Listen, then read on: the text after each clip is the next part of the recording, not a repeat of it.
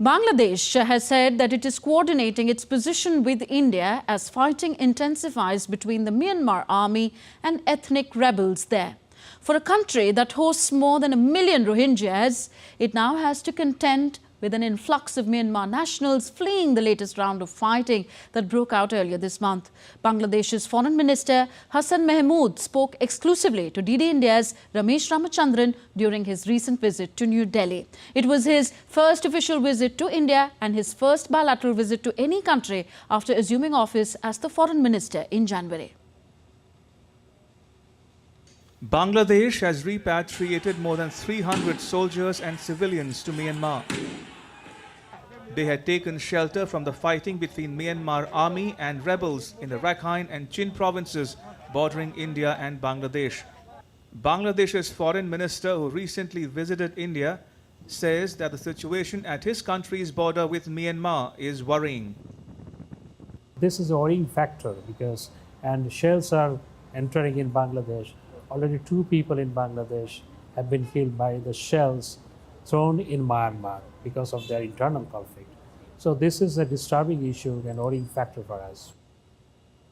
The issue figured in the minister's talks in New Delhi.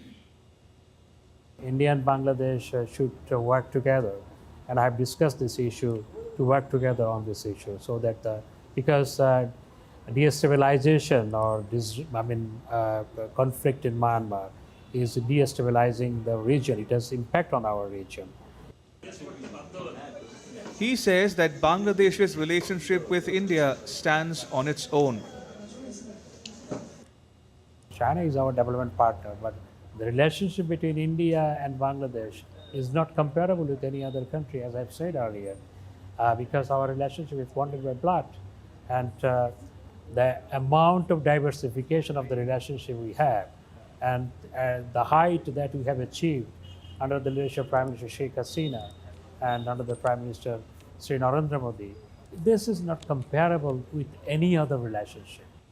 The minister echoes Bangladesh Prime Minister Sheikh Hasina's call for a woman to lead the United Nations as its Secretary General. I think UN reform is highly demanded, because when UN was formed, and that is a long time ago, a few decades back, the total global scenario has been changed now. So UN reform is a legitimate demand that I believe. So far, all our Secretary Generals are men, so why not women Secretary General? Hasina is the world's longest serving woman head of government. She won her 4th consecutive term in office and 5th overall after the 7th January election. Ramesh Ramachandran reporting for DD India.